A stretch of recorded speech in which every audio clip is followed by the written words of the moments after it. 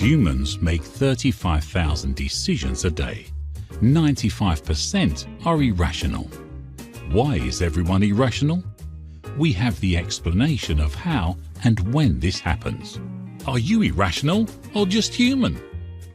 Irrational humans, where I talk about body language, micro-expressions, behavior economics, behavior science, neuroscience, consumer behavior, persuasion, influence, how people make decisions, irrational behaviors. Most people think that I was crazy, well, for many reasons, but in this case, when I says, do you know there is a correlation between rats, addiction, environment, and the pandemic? Bear with me, let me explain you why. Your face isn't just for selfies. Here's how it controls your life, from love to power. Understand how your face shapes your opportunities. Unlock the secrets of your face and start winning more. Welcome back, my dear irrational human. Do you know what? Around 1960s and 70s, a lot of experiment with psychedelia and drugs was done. Actually, in all the world, the 50s, 60s, and 70s were the most productive years for human behavior in psychology and experimentation. During the 80s, they determined they were not correct. Topic for another podcast. But I want to talk about an experiment done in 1970 by the Canadian psychologist Bruce Alexander. What he did, he put a rat in a cage with two dispensers of water. One dispenser have morphine with water and the other dispenser have only water. Guess what? The rat that was on this cage with only the two water dispensers drink the water with morphine to the point the overdose didn't stop. Now, he says, well, it doesn't look good. What about if we change the environment, we give him to the rat, the next rat, more friends and entertain it? Let's see what happens.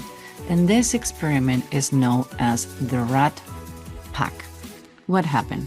Initially, he put another rat in a cage with enough water with morphine, but not to kill her, not to the point the rat can commit overdose, suicide by overdose. So then, when the rat was hooked on morphine, he moved the rat to a cage with this environment. Another rats, the two dispensers with morphine, water, entertaining, toys, little trees, things that change the environment completely. Guess what happened?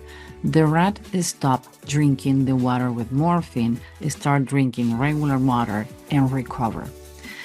So one of the things that happened with the pandemic is the isolation, the increase of alcohol and drugs, and the suicide for omission. That's how I call it, due to this. Now, can you imagine what isolation do to people emotionally? So what I'm talking about is, we're talking about environment and isolation physically, but the worst isolation a human being can have is to be surrounded by people and feel alone. And that is how many people feel in companies, how many people feel in relationships. That is the worst feeling of loneliness. And today we have another pandemic where people doesn't know how to interact with other people. So the next time that you feel alone, that you feel depressed, or you feel lean to do things that you shouldn't be doing because they're not good for you, remember, Dr. Alexander on the 70s already found out a solution for that. You have a 1-800 number that you can call, or I'm sure you have a friend in your phone that you can say, hey, let's go for a walk or coffee. Or sometimes your friend can be a podcast or an audiobooks and a walk on the park and feel integrated. It's not where you are, is who you surrounded by yourself. So if in your company you feel alone, if you're a manager and you feel that people is dropping, sometimes what you need to give them is encouragement to let them know they're not alone. There is a huge correlation between drugs, isolation, depression, and environment. Change your environment and you can change your life. My dear irrational human, we don't need to be irrational anymore. Susan Ibitz is a former political influence consultant, profiler, and civilian hostage negotiator. With expertise, studies, and masters in human behavior, behavior economics, neuroscience, and a nerd for data, Susan works on the humans that grow your business. High performance, high behavior training. Teach corporations and employees how to hack into humans using behavior, neuroscience, and persuasion. Behavior economics. She has been called freaky and the top expert in her field by the Chicago Tribune and Psychology Today, by showing how to profile anyone in 30 seconds.